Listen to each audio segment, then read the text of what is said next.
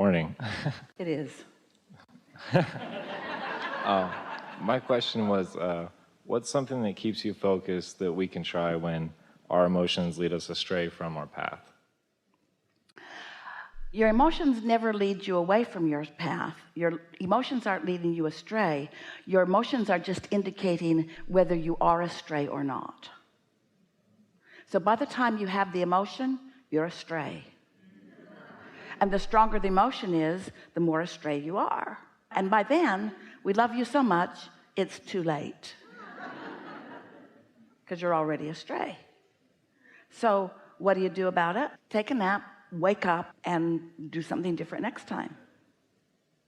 Next.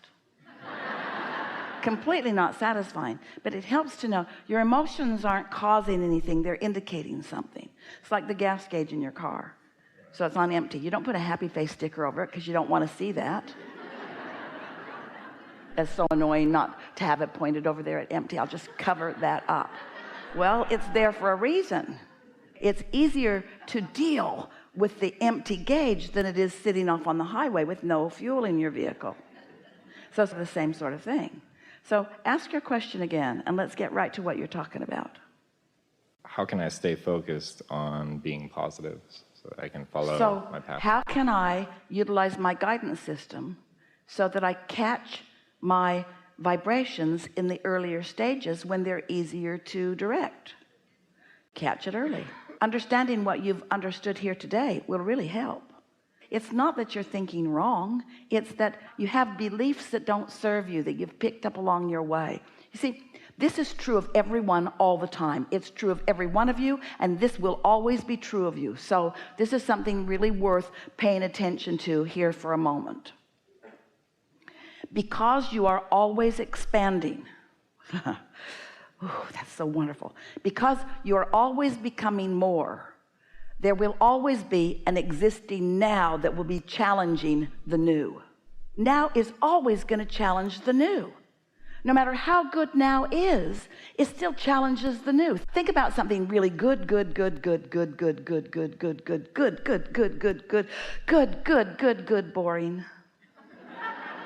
Isn't it kind of like that? No matter how good it is, it becomes in time not enough. Because you're always reaching into the more, because you were born to decide and to flow in the direction of and to harness the energy that creates worlds and to feel the exhilaration of the cooperative components all gathered for you. That's what satisfaction is, you see. And so everything about what is always not going to be enough. And so when you just accept that you're an expanding being, and then you make peace with negative emotion because it's not your enemy and it's not pointing out wrongness or badness of you, it's just indicating you're not as satisfied as you could be. You have free will to think any thoughts you want, and any thoughts you think will result in manifestations. So this is something worth thinking about. You can't have a happy ending to an unhappy journey. So doesn't it follow that the more satisfied you are, the more happy manifestations are going to happen? When we use the word manifestation, it might be confusing to you, because by manifestation, what you usually mean is there's the idea of the car, and then there's the car in the garage, and the car in the garage is the manifestation. Or there's the idea of being in love, and then there's the person in your bed, and the person in your bed is the manifestation. But really, every moment is full of manifestations, because by manifestations, if we're really accurate with the word, what a manifestation is a moment that you are perceiving through your physical senses. You can see it and hear it and smell it and taste it and touch it. That's what most humans mean by manifestation. But when you start including into the idea of manifestations emotions, when you think in terms of emotional manifestation, pretty good, because that's where you started. When you think in terms of satisfaction, that's a manifestation. This is a satisfying moment. The manifestation of this moment is satisfying. And as you acknowledge that it is, and maybe even reinforce it by acknowledging what is satisfying about it, then you can hold yourself in those vibrational patterns so that there's a greater likelihood of more satisfying things turning into the tangibles that then you can experience through all of your physical senses. What's at the heart of your question? Just trying to self-improve, trying to be better so that I can experience my path in a more positive way, because I kind of Okay, so what you just said is, want to self-improve so that I can experience my path in a more positive way. Do you hear all those good words? So what you meant by what you said is, so I can feel better, so I can have more fun along the way. That is what you're reaching for. Anything that anybody wants, doesn't matter if it's a pile of money or a relationship, everything that you want is because you think you will feel better in the having of it. And if we can convince you that you can feel better even before the thoughts have completely turned to things, that you can feel good in the emotion of it, in the vibrational unfolding of it. The farmer or the gardener plants a seed in the ground and understands. He's not angry. Where are you? I did my part. He understands the process. He understands there's a process of it becoming. It starts out small and maybe even indistinguishable by physical senses. But if you are one who has become aware of emotion, so you can't see it, but you're anticipating it. That feels good. You can't see it, but you're satisfied in the unfolding of it. You see what we're getting at? It's about finding a reason to feel good even before it manifests. When it manifests, and it will be something you really, really like. Most people have it backwards, and it's one of the reasons that we wanted to chew with you just a little bit, because most people want a manifestation to which they can have a good feeling response. We want you to have a good feeling response to the vibrational version of it. And then for sure you're going to have a really good response to its manifested version. But if you're not willing to feel good about it before it's out there where everybody can see it, then you're not ever going to be satisfied, because something's always going to be in the process of becoming, and always it's going to be in some phase where you can't see it, which means if you can't see it and you believe you have to see it physically before you will accept its reality and before you will feel good about it, then you're never going to get anything that you want, and you're never going to have any control. But if you accept that it is a vibrational becoming, and you're satisfied in its becoming, and you're watching for the emotional clues, and you're tending to your vibrational balance, and you're holding yourself in a satisfied place, then things just get better and better and better for you, until not just docents and snakes rendezvous in a moment to surprise and delight you, but all manner of things rendezvous to surprise and delight you. Your vortex is so full of the details of so many things you've asked for, and your inner being knows what they all are and where they all are in relationship to you. And if you just find any reason in the world to feel a little satisfied now, and you hold yourself pretty steadily there, that satisfaction will grow into something with more and more momentum, until avalanches of wonderful things will just be showing up in your life experience.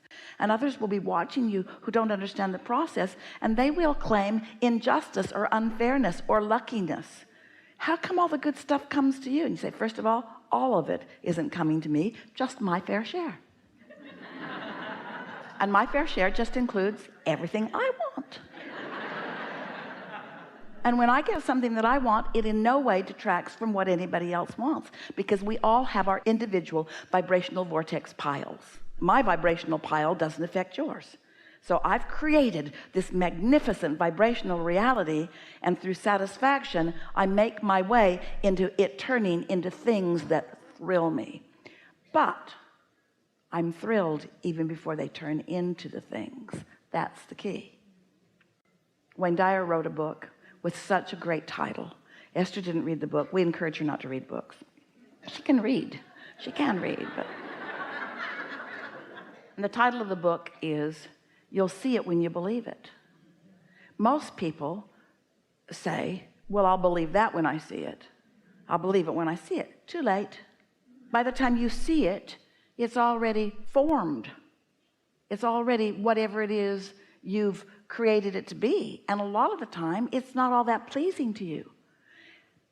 And then, now stay with us, because this is the piece that you all want to know.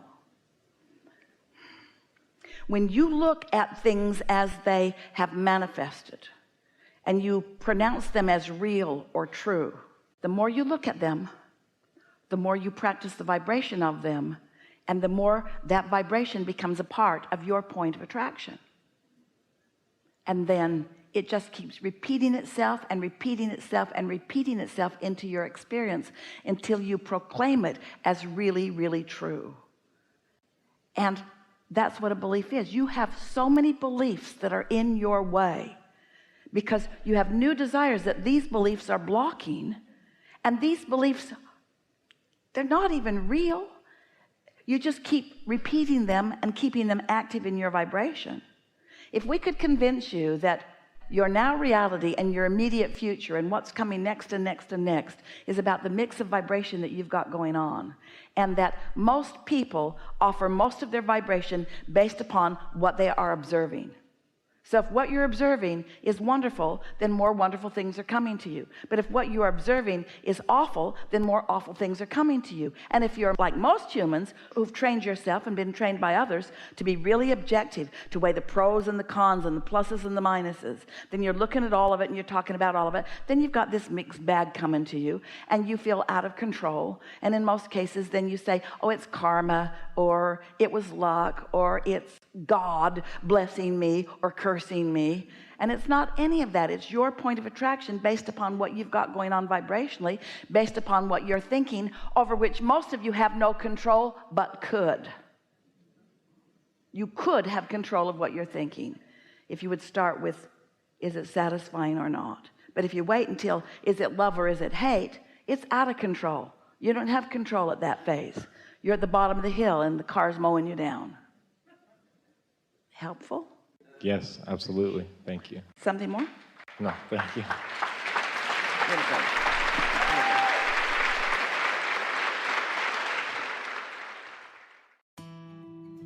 Don't forget to leave a positive message and subscribe.